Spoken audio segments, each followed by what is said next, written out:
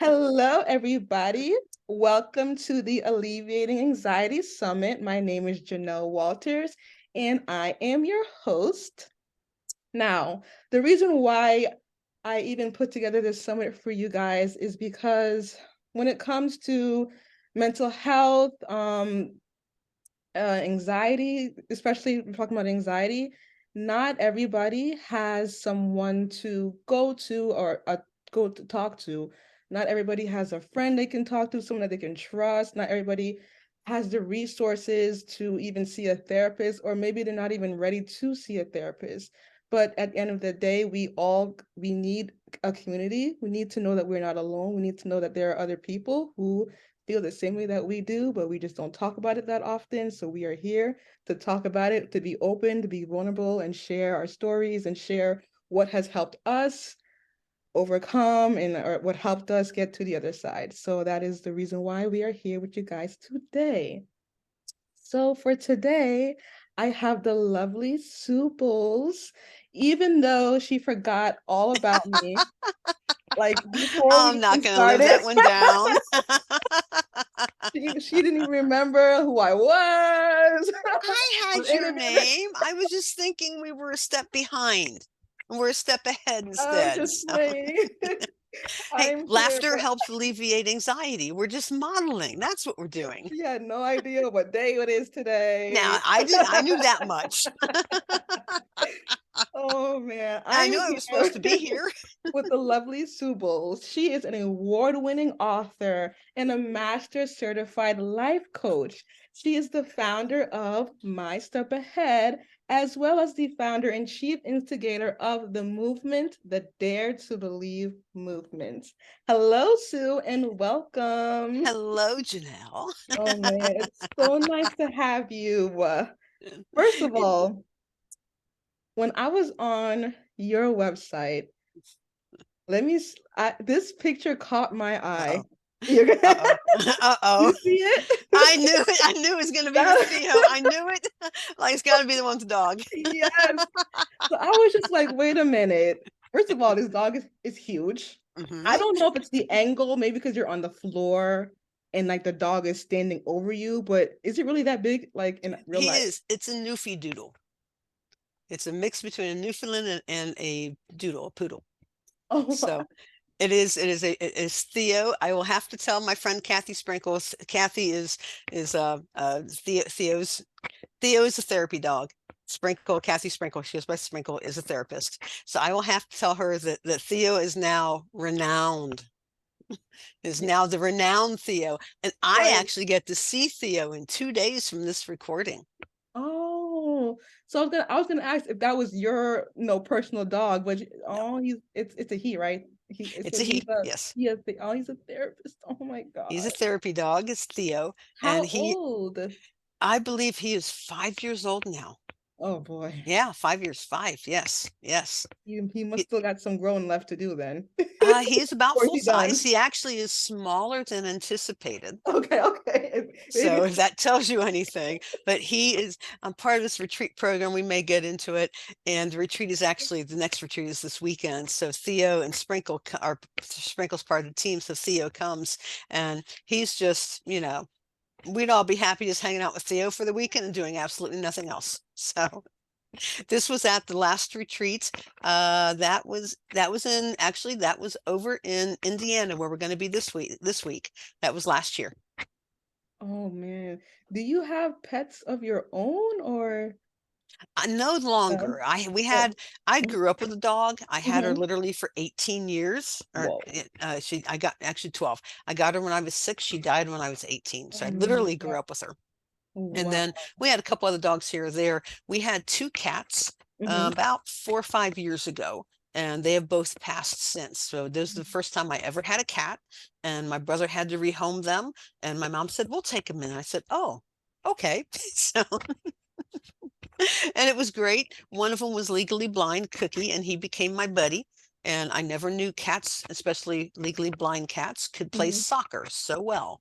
And we would throw a rattle ball, and he would stop it with his paw and bat it right back to me. I didn't even know animals could be classified as legally blind. I'm Yeah. learning. Yeah, yeah, Wow. he was an abandoned cat Hmm. and had trouble with his eyesight because of some infections and treatment and stuff like that. So yeah. Would you consider yourself to be an animal lover? Like, would you call yourself? Yeah, Yeah. I am. Yeah. Yeah. And yet it's lifestyle and schedule Yeah. is kind Yeah. of crazy where my brother lives with me. My mom lived with me until she passed in 2020. And so the three of us lived together and we would all love another dog, but our schedules are such that it would not be fair to that dog because we couldn't give it the time and attention and freedom that it would that it deserves. So Oh man, I'm curious besides domestic animals, what is your favorite like wild animal? Like your favorite wildlife hmm, animal?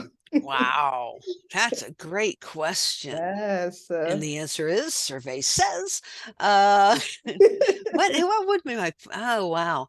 I Mhm, love cardinals. I love the brightness of them. mhm. We have a bird feeder out in the front and the cardinals are always the last ones there at night. And I love, they're just, they always stand so tall and they kind of have a little head cut going on and they're so colorful. I The color. love they're so colorful. They bring color to the world because a lot of birds are always the same color and cardinals are not. Yeah, especially if you live, oh my gosh. I'm from the North, Jersey, and all of them Mm. are brown. Nothing wrong with the brown birds, but when you see like that one blue bird, you're like, wow. There's color in the world. You're like, We've got blue jays, we have cowbirds, we have sparrows. I've got a robin that built a nest right above the motion detector on the driveway at the garage. So we're trying very hard not to disturb it so it can mhm, have its thing for the next month. We got cardinals and we got deer and back and we got a little bit. Then we have a groundhog. Let's see what else. We've had a possum, we have skunks that come around. So we got a little bit of everything. awesome. I wanted to talk about on your bio, you mentioned that you were a survivor turned to a thriver. So I Yep. wanted to ask, what was it that you were able to survive? That's a big question. Yeah. And before I give the answer, let me give just a quick trigger warning. We're talking about alleviating anxiety. I Mm-hmm. never want my story to do harm. Mm-hmm. So what I'm about ready to share has to do with some sexual abuse, Mm-hmm. has to do with depression and suicidal thoughts Mm-hmm. and some other things. If any of that is a potential trigger for any of your listeners, please alleviate your anxiety, shut off the show, come back to it later. Have a Mm-hmm. self-care plan in place. That is one of the steps of alleviating anxiety is knowing your triggers and having a self-care plan. So here's a great opportunity to apply what we're going to be talking about. Yes. So, or And if there's little ones in the area that maybe don't need to hear it or something, need to yeah. go color or something like that. Mhm. So And even before this interview, there will be a disclaimer before I will, yeah, that will be edited great. in. Thank you. So all that to say, when I was 7 years old, after school one day in first grade, a classmate enticed me into the woods, proceeded to hold me against my will for 45 minutes and raped me more than once. And as if that wasn't bad enough, I didn't know what had happened. I only knew something bad had happened. Mhm. His last words to me, my mom was calling for me because I was late coming home from school. She came searching for me. And I went out one end of the woods because that was my escape. That was my excuse to get the heck out of Dodge. And he went out the other end, and his last words put me in a 15-year prison sentence. And he said, Mhm. "Don't tell anybody." And I didn't, sadly. Now, here's the thing. I no longer beat myself up about that Mhm. because I was 7 years old. And 7 is the age, what they call the age of reason, where you are just starting to learn right from wrong, just being able to start communicating what you need in a coherent fashion, and age of reason, those kind of things. And trauma literally rewires your brain. So at 7 years old, I had to learn how to survive. I had to learn how to carry on. And I didn't have a chance to be a normal kid. Because think of, 7, 8, 10 years old, you're out playing, you're having fun, you don't have a care in the world. Your biggest care is, do I have to do homework and can I stay up to watch this show at 9 o'clock?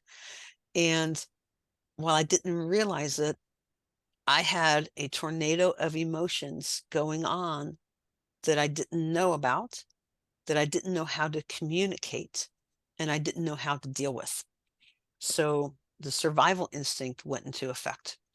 So start that at 7. And the way I phrase it is, if you start off path, the further along you are, the further off path you are. So here I am at 7, already starting off. So by the time you get to 10 and teens and college, you can see how far off the beaten path I was.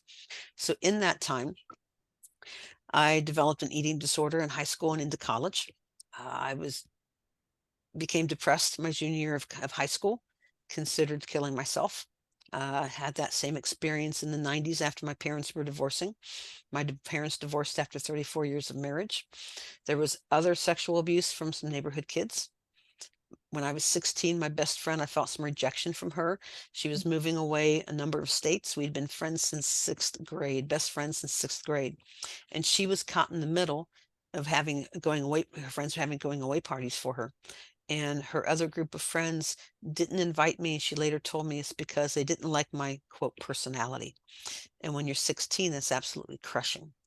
I didn't let myself cry a tear for 2 years. So all that on top of everything. And then the eating disorder comes on. And then, so much happening in college. It wasn't until my senior year of college that I finally told somebody, and I didn't even know the secret wanted to come out. But when there is a secret, it will come out in some way at some point in time.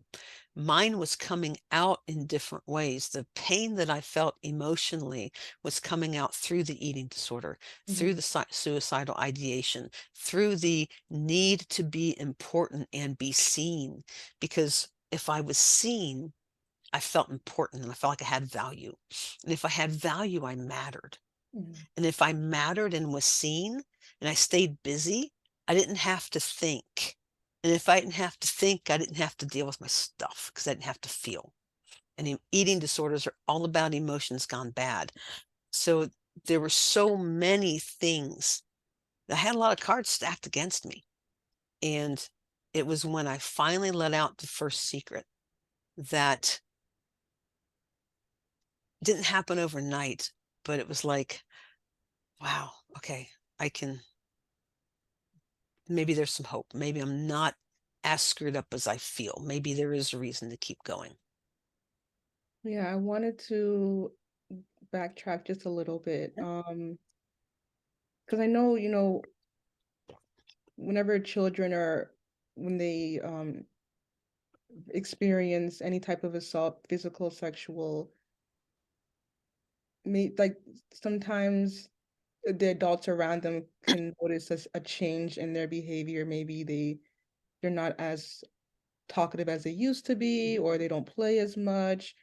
I was just curious, were any adults do you know of did any adults kind of see it? Did they see a difference in your behavior? Did you change your behavior? Were you still the same old, 7-year-old Sue, or how did you change as a child, like behavioral wise?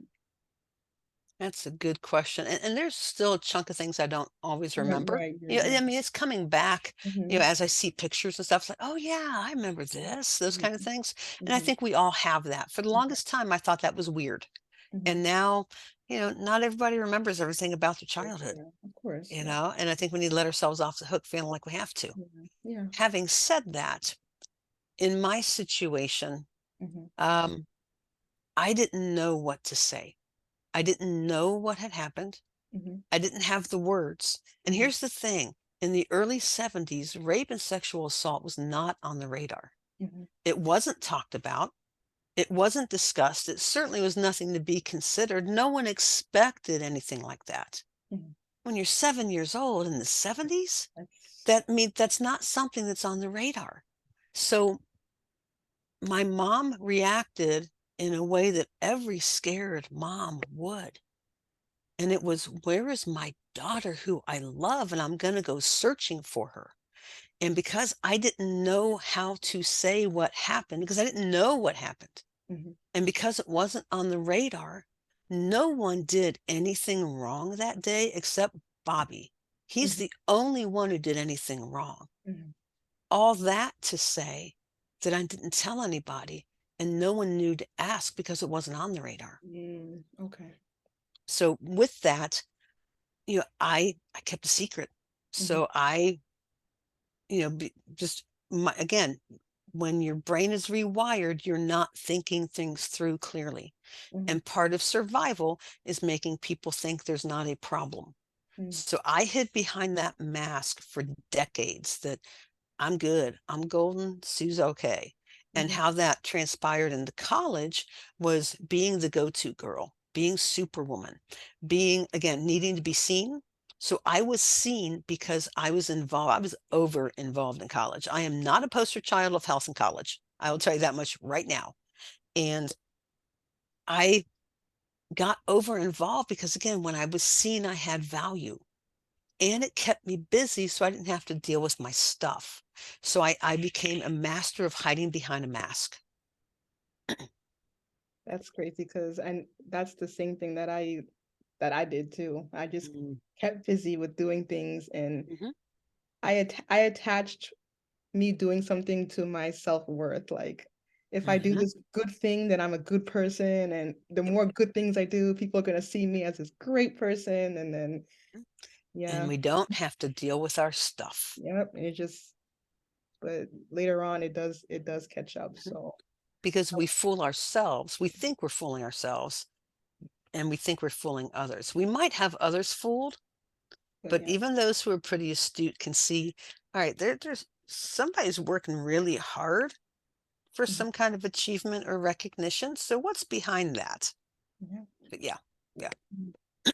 Mhm. I wanted to ask, when these events were taking place, how did that affect the way you saw yourself as a person?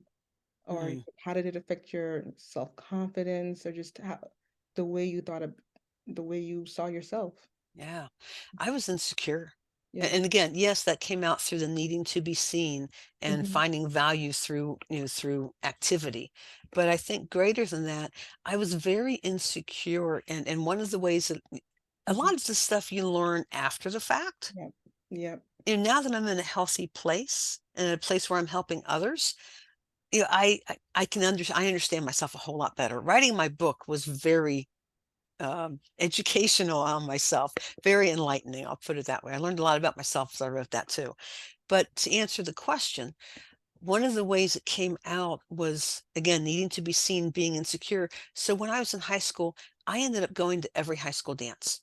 So my freshman year, I'm going to the junior senior prom because you could go as long as the junior asked you. Mhm, mhm, And so I went to homecoming and the winter formal and prom and, the father-daughter dance, and everything. So I was going to every dance every year. I went to prom all 4 years of my high school. It might have been with a different guy, but I was seen. So how it came out for me, my self-image was just highly insecure and needing to be seen. That was the biggest way. I also had a real anger issue, a real anger issue. Yes, some of that got turned towards me when I contemplated taking my life. mhm. I had those thoughts. But another way it came out was I'd kick walls and I'd punch lockers and I'd punch cardboard boxes. I had a job at a fast food restaurant. When you're in the walk-in unpacking stuff, you can take your hand and put it right through a box through the tape that seals it. And I did that. I punched a locker. I actually dented one day. Um, I had a lot of anger issues. And some of it you think, oh, it's just typical teenage. But there was more behind it that I didn't know, and neither did anybody else. What kept you going? What was, Mm. because there's always something, even though you're going through the worst of the worst, what is it that kept you going, just getting through the day? Like, did you have any hobbies, activities? Did you have anyone to talk? I mean, I know as a child, no, but did you have like friends that, other than like the extracurricular activities, just kind Mhm. of like what kept you going? Fear of being found out. And, Mm, and I know that sounds weird, mhm. but again, yes, it goes back to those extracurricular activities, Yeah, yeah. but driving that was fear of being found out. That kept me going. After a while, you played the game so long, It Mm, becomes normal for you. You know, when I was in the throes of my eating disorder, one of the things that finally helped me get into treatment, not treatment, but recovery, was mm, I got tired of trying to remember who I told what. I got tired of trying to catch up to myself. And, but yeah, during that time, um, now during college, the summer between my junior and my senior years, a coworker invited me to a Christian rock concert by a band named Petra. And I'm a Christ follower, and I became a Christ follower that night. And I had been raised in the church, in Catholic church, and I mm, discovered the difference between religion and relationship. So by the time I got to college, that is what kept me going. When my folks divorced, I again became very depressed. And mm, I quit drinking and I started drinking again, and I wasn't eating and I was losing weight to the point that I had friends that every time I came over, they made sure there was food out to snack on. And at that point, that was probably one of the lowest times when mom and dad divorced. And there were, when I shared the story in more detail, I say that there were two thoughts keeping me alive. And one of them I could have discarded if I really, really tried. mm, And that thought was my family didn't need to go to my funeral in the middle of the divorce. mm, But mhm, the second thing that kept me going and has kept me going to this day is what I call nagging optimism. There was mhm, something deep inside telling me it was going to be okay. And mhm, that was my relationship with Christ. mhm, That is what has gotten, we've lost mom and dad in the last 2.25 years. At the time of this recording, it's been 3.5 months since I lost dad. mhm. And it was rather traumatic and very unexpected and very sudden. And he passed 2 days after Christmas. So I'm just now thawing from that because I went numb. So, but even through all of that, what keeps me going is that relationship with Christ, that I got you. And I know it sucks, but it will be okay. It won't be the same, but it will be okay. I know, forgive me if you already answered this, but I missed it. I know you said you got to the point that you were able to tell someone. W- Was it someone that you knew? Was it a stranger or who? You don't have to say names, but like, No, what? that's fine. Yeah, who did you feel Yeah. comfortable enough to tell? Yeah, I tell the story in my book. My book's name is This Much I Know, The Space Between. It's on Amazon and Kindle. And I tell the story in that book. Okay. And the individual's name is Ed Highland. He was Okay. my dean of students in college. I went to a small college in Northwest Ohio. Mhm, And Ed had become my confidant starting my freshman year. Like within the first few weeks, I got called in, and then I kind of kept going back after that. And he had taken a new position my senior year. He had said he was still available to me. So I'd gone over. He knew he had a student in his office that was not ready for the workforce. And he kept giving me different homework assignments. So one day we're discussing the homework assignment, and it was some kind of comparison. I can't tell you what it was. I can't tell you, what the conversation was anymore. All I remember is he asked a question, and I'm inspecting the weave of his carpet in his office. And my voice just trails off and it says, well, when society tells you not to say anything. And I just stopped. And You said that. I said that to him. You said okay. You said that to Yeah. me. And he was very astute and said, Sue, did someone hurt you? And I said, yeah. He said, your parents? I said, no, not them. He says, somebody else? I said, yeah. And he asked what happened. And that was the first time I told anybody. Now, I had been seeing a counselor in town, Uh-huh. but it was kind of lip service. We Right. weren't getting Right. Right. anywhere, the whole deal. So he asked if I told him. I said no. Um, he strongly encouraged me to do it. The next week, I asked him to go with me, and we did. Mhm, That was the first person I told was Ed Highland. And I have since had a chance to thank him for that personally. I've also sent him an autographed copy of the book when it came out. And it's very important for me to people to know how they have influenced my life. And that was very important for me for Ed to know that he literally, by asking one question, changed the trajectory of my life. Never underestimate the power of question. Never. So yeah, I'm very thankful for Ed. I'm very curious because I want to know what is it about him that you felt comfortable to even say that? Because even if someone were to ask me, not just even if someone were to ask me that question, I might not tell them because Right. you just feel like I don't know if I want to tell you this, but Mhm. with certain people, you like, okay, I feel like I can trust this person. So what was it about him that made you feel like I could finally tell this person? I had said Ed became my confidant. My first year, I was trying out for the basketball team, and Okay. basically the coach let Ed know that I wasn't even attending some of my classes. So I got called in and we talked about time management. And I don't know what it was. There was something a couple weeks later, I just felt like I needed to talk to somebody. So I Yeah. made an appointment. He said, if you ever need anything else, you need to talk, whatever.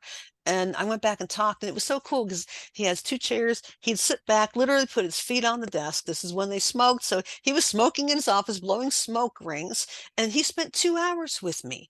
And anytime I Oh, was in there, we were talking for a couple hours about whatever. okay. And So each year I was I'm the first generation college student in our family. So every year I never knew if I was going back, but I always went back and just wanted to thank him. Then I got back there the next year. So he became my confidant. My Mhm. junior year in college, when I was, the psych prof was concerned I was going into clinical depression, so I was talking to Ed about that and whatnot. And they said it wasn't depression, it was stressed, and they thought I should take a semester off. But I only had 6 weeks left, so I didn't, and I got through. But Ed had earned the right Mm, because he had spent numerous hours. And yes. then even, you know, that senior year when he took a new position and I made that appointment see him, he made a point of saying he would still be available to me. So he was boots on the ground for me. Mhm, And like I said early, I didn't know it needed to come out, but there was a safe person who had earned the mhm, right mhm, to have the privilege of being the first person I told. mhm. How did you feel when you finally let it out? Like, Oh man. how did that Oh man. feel? How did that feel? Oh, wow. I remember walking back from his office was up the campus is only a few blocks wide, big, it's about 1,000 students. And his office was up at the main drag of the admin building. I remember walking, equivalent of maybe a quarter mile from there to the student union. And I felt like I had a scarlet letter. You remember the book, The Scarlet Letter? I felt I had a scarlet letter on my forehead and that everybody knew. I was so paranoid. I was like, everybody knows, and it's just people walking by saying hi or looking at me or whatever. Oh my gosh. And then, when I finally got a hold of Ed and asked him to go with me, even that next week of my counselors, I was, Ed's term was shadow boxing. I was not saying anything. And the counselor looked at Ed and said, well, what do you think? And Ed looked at me and said, I think Sue needs to quit shadow boxing and tell you what she told me. I was like, oh, okay, that's some tough love. And so, but yeah, when I first told it, I felt like the whole world knew. I felt like I was exposed and I was petrified because, mind you, no one in my family knew. Yeah. Ed was the first person.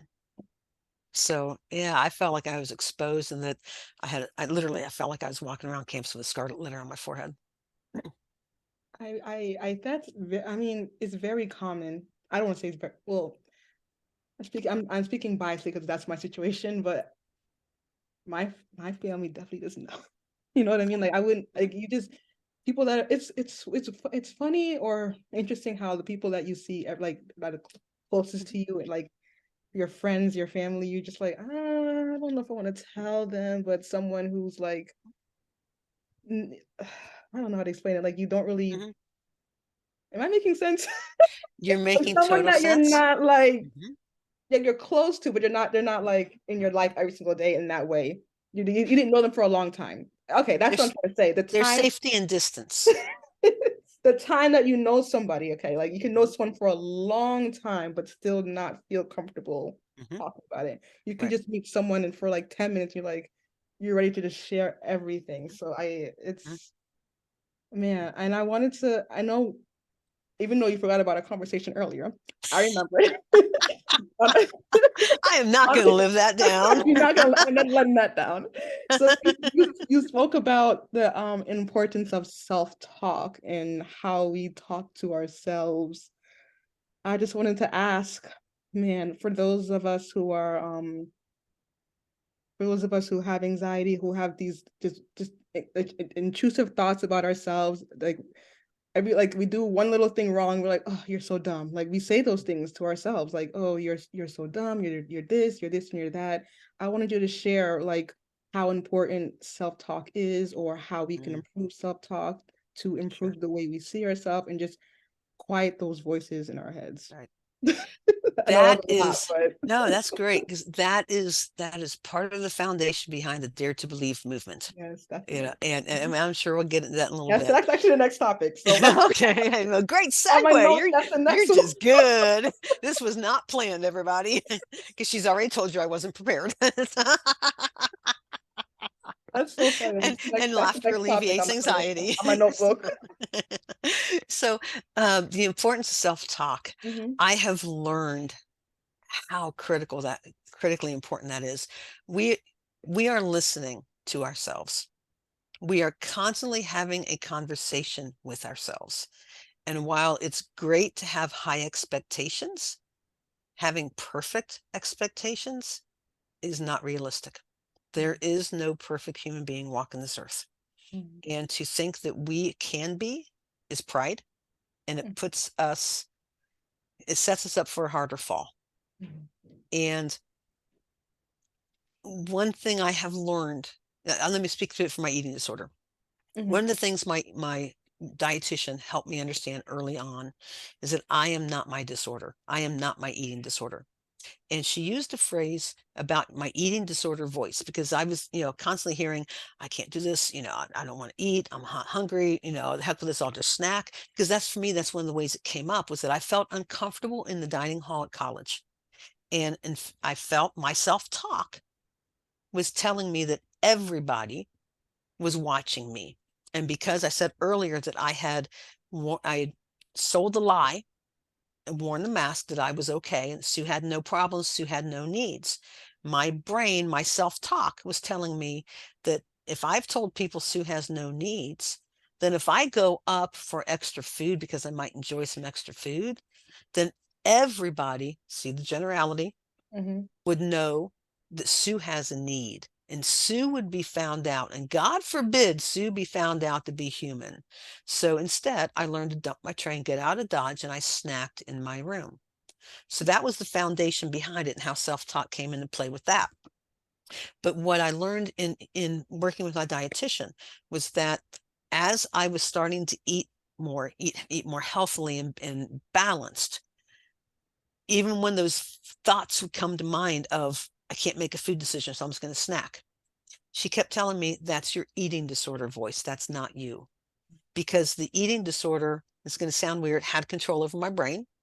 It, doesn't sound it, weird at all. it, I'm it became, telling. it became the louder voice in my Mhm, brain. So when we talk about how I'm having a conversation with myself, we all, mhm, not to make it sound weird, we all have these different voices we're listening to. We have the ones that are based on our trauma, on our experience, on our background, whatever has helped us survive to this day.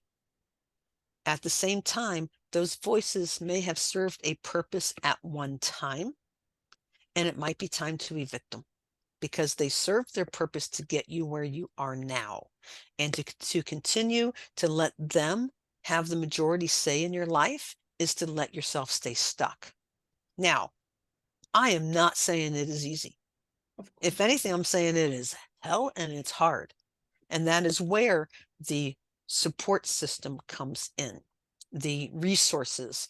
For me, it's my counselor and my dietitian.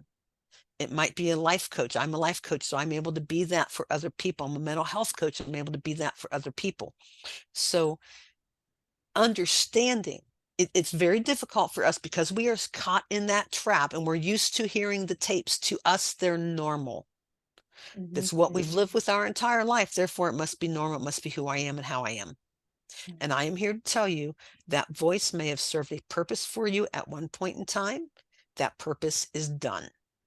mhm, But you, not but, and you have the opportunity, the responsibility, and the privilege of discovering the new part of you. You have survived. You took care of that child who needed to survive. Now it's time for the adult to be taken care of. And that child voice cannot help an adult voice. And that's where self-talk comes in, figuring out what lies have we believed and where did they come from? And okay, what purpose did they serve? Are they serving that purpose now? And that's part of what the Dare to Believe movement is all about, is daring to believe that we matter. When I am out speaking, either in feedback or conversation with people afterwards, my favorite part of speaking is the crowd that comes up onto the stage afterwards or to the book table or whatever. That's my favorite time, because that's when I get to put a story to a face, and just, even if it's 10 minutes or 5 minutes or whatever, there's something there, or an email or whatever. And what I love is being able to help that person, to listen to their story a little bit. And what I hear, what started the whole Dare to Believe movement, is there is an underlying whisper of doubt in people's minds. Do I really matter? Do I really have a reason for being here? Do I have a purpose? Is there anything else I can do with my life, or am I pretty much just stuck with as is? And that was the impetus behind the Dare to Believe movement. I am a herald trumpet of hope for people, because I firmly believe, because I have lived through it, that there is hope on the other side. And that what is holding you captive on your one side, it's time for it to go. Mhm. I'm not saying it's easy. It's a hell of a wall to break through. And you cannot do it yourself. Don't even try, because you can't. Yeah. But that's what the Dare to Believe movement is here about, is to dare to believe that you matter. Because I've come to this conclusion in my conversations with people. Until that question is settled once and for all, do I believe that I matter? No real change takes place. And I mean settled, not, well, I think so. I hope so. Others tell me I do. I'm not sure I believe it. Then that question's not settled until you can say yes or no. And I pray that answer is yes, because you do matter. And if no one has told you that until now, let me be the first. You matter. Your life has purpose. I am not discounting anything that you have had to survive, but I'm saying you survived, and that is worthy of honor. And the way you honor that survival is, there is that next step of then turning it into, all right, this happened to me, but it's not going to be my whole story. It's a chapter, but it's not the whole story. So what's my next step? Our organization is called My Step Ahead, because the other notion out there is that I have to have it all together before I can help somebody. We put that pressure on ourselves that I have to arrive. I have to be perfect. I have to have my stuff together before I can help somebody. We talk about meaningful life experience. And because that's what we think we have to have before we can help somebody. And I put a big old X through that word meaningful. You have life experience. The name My Step Ahead came from a few different things. And part of it, one of the big things, was in a teaching at my church on a Sunday. Pastor was talking about growth. What does it take to help somebody else grow? And he said, you only have to be a step ahead. And he used the image of a rope. Person down here might be 5 steps ahead. Somebody back here just starting out. And here's the rubber meets the road. Yes, I've gone through a lot in my life. I am to the point now, through a heck of a lot of hard work, that I am still reaching out to support to my counselor and to this retreat community I'm part of. But at the same time, I can reach back because I'm a step ahead. I can help somebody else going through something that I may have already gone through. Excuse me. I might only be a step or two ahead, but I'm still ahead, and I have something to offer that person. Back in 2020, when Mom died, someone at work tragically lost their dad about 6 months later on Easter, lost him to suicide, and my coworker found her dad. Very traumatic. So another person, myself, went out to the house that the first day back in the office when we all found out. And there was concern expressed for me.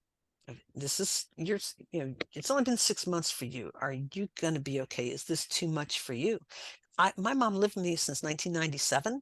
I was her caregiver the last 8 years of her life. So I had a whole thing of who am I now going on? And I looked at my friend and said, I guess we're going to find out, aren't we? And I got there, and yes, there were a lot of tears on Veronica's side, on my side, on everybody's side.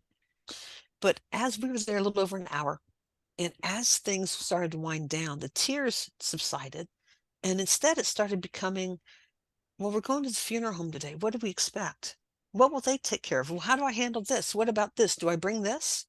I had only been through it 6 months prior with my mom, but I was a step ahead of this person. Did I have it figured out? No way. I was trying to figure out where I just landed and who I was and how I was supposed to take my next step. I wasn't really moving, but I could still reach back because I had been through it. So when we want to classify it as meaningful life experience, it's life experience. It's meaningful because it's full of meaning for you, no matter what that is. And someone can benefit from that. So the Dare to Believe movement and My Step Ahead is all about that, of helping you take that next step, realize you've got something to offer right now. You don't have to have it all figured out. And yes, you do matter.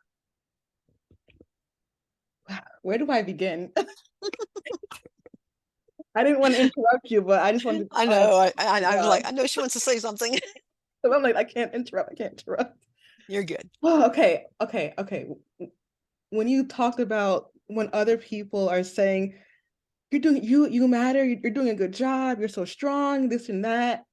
And people would tell me that. And I'm like, no, I'm not. Like, I'm not doing a good job. I'm not strong. I don't believe anything that you're saying. Like, even though they say it to me, I Mhm. didn't believe it at all. And it made me feel, and I got frustrated. I got even more upset because I'm like, what are you talking about? Are you lying to me? Are you just saying this to make me feel Right. better? All these, like, oh my gosh. Like, I'm like, no, I'm not. What are you saying? And I love how you say, I know there's a reason why you chose the word dare. Can you talk about, you said like dare is like boldness, and it's like I dare you to do something. So can you talk about why you chose that word dare to believe? Sure. Because it is a dare. When Yes. someone dares you to do something, they are challenging you to do something that gets you out of your comfort zone. Yes. If you felt comfortable, it wouldn't be daring, it wouldn't be challenging, it'd be ordinary. Hmm. And if it was ordinary, there wouldn't be any need for anything because you're not going to change. But a dare challenges you to something outside of yourself, a Hmm. bigger experience, a bigger belief, maybe just a bigger hope, so that it's something that challenges you to get outside of your comfort zone, Hmm. to live, I don't even want to say on the edge, but just one more step ahead from where you are. That's why we chose the word dare, Hmm. because it is daring. Yep. It may sound egotistical, it may sound self-centered. I matter. Yes, you do. And there is no shame in saying that. Now, if it becomes powerful, I matter, therefore, that's a whole different ballgame. Yeah. Yeah. But we are talking, you talked earlier about self-talk and Hmm. self-worth and self-image. Those who resonate to the Dare to Believe movement message are ones who are searching for significance because in one way or the other, it has been taken from them. Hmm. And they have that nagging optimism. It might be a flicker of hope. It might be a whisper of, please God, could it possibly be? Or I don't know if I believe this, but they keep telling me this. So, like when your friends who tell you you're strong, you're like, I don't feel that way. Dare to believe them. They see something in you that you do not yet see. So dare to believe is, I'm going to dare to believe that they see qualities in me that I don't see yet. Hmm. But I'm going to dare to believe that. Now, you also saw me cringe when they said, oh, you're so strong. There can be some yes and no in that. Yeah. There is the positive of, I see stuff in you that I can't wait for you to see in yourself. And I see how strong and resilient you are. And I know you don't believe it right now. but I'm here to remind you that I see it. And I see a beautiful, beautiful pearl inside that oyster right now. There's that side of you're strong. And there's the side of you're so strong, you can get through anything. And you're like, I'm dying Right. I'm inside. like And hanging you on are by a not string. helping the case because you're making me feel like I shouldn't be feeling the way I'm feeling. Mhm, So there's two sides of the you are strong. mhm, I have, as I've been dealing with dad's passing, I had a friend the other day, we're messaging, I see her in a couple months. She's like, you're strong. I know how strong you are. And at first I was like, Nikki, I don't need to hear that.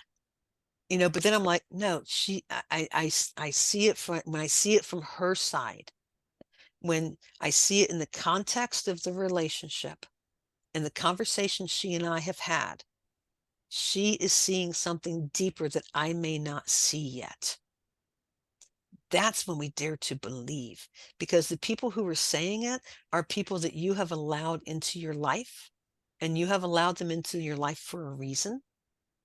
And if you have given them permission and right to speak into your life, when they look at you and say, you're strong and I see it, and I know you don't see it, but I do, and I'm going to help you see it. I'm going to help fan that flicker into a flame.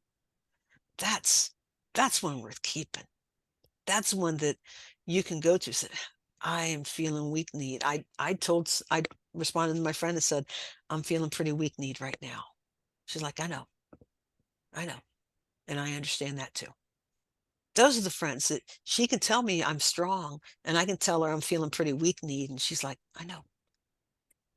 And I see where you can go to. Those are the ones I want to be around, because they keep me hopeful. They keep me from falling into the pit. They keep me daring to believe. And that keeps me going.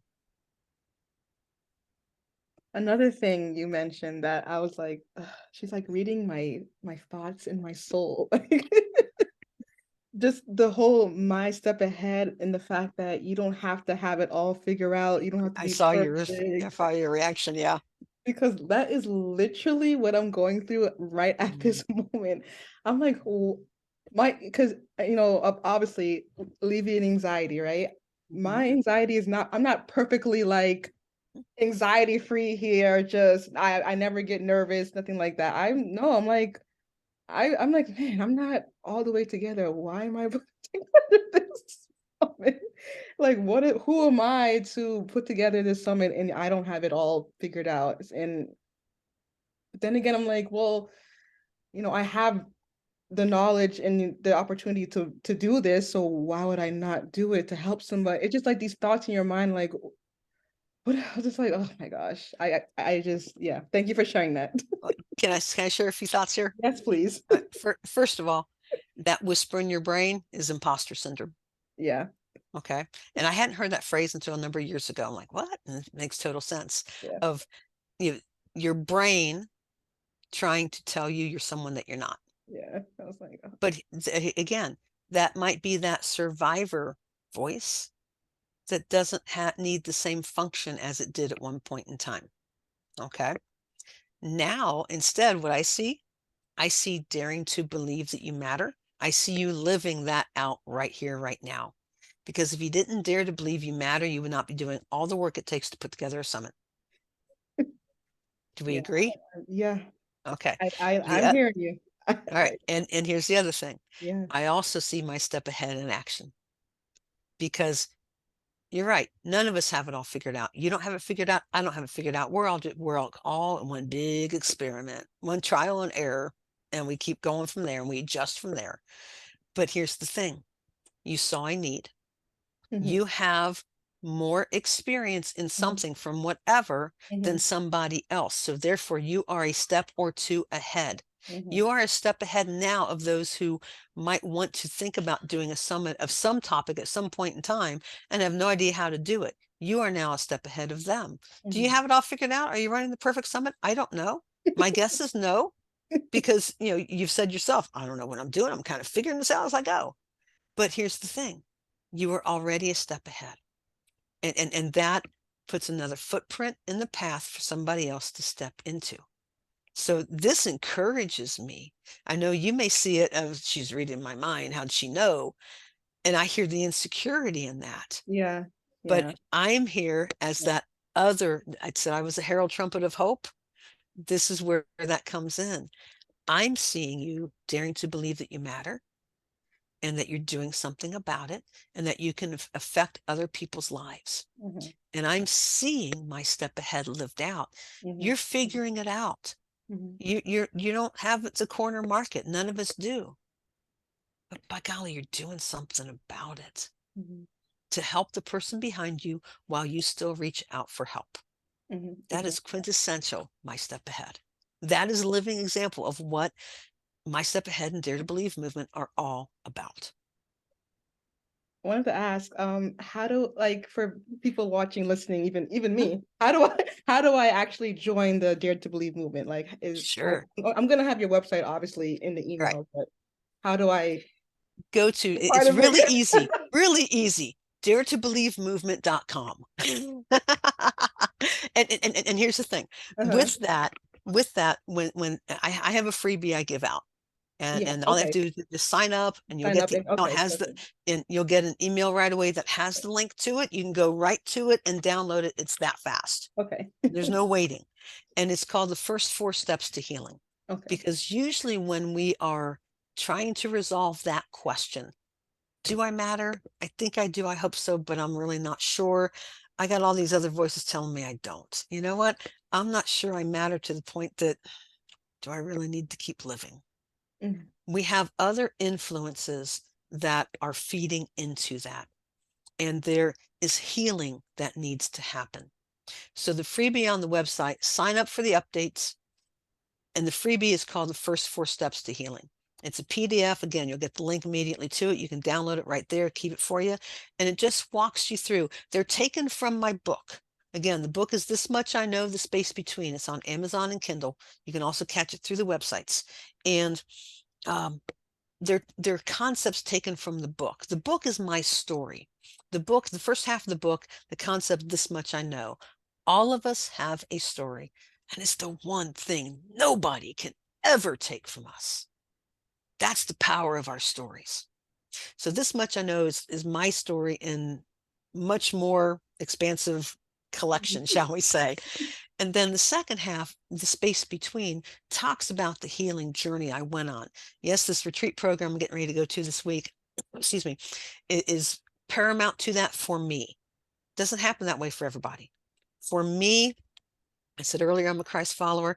I believe God speaks to us in language that he knows we're going to hear. And for me, it's through the language of this retreat. So I share more about that. But the second half of the book is about the healing journey God took me on.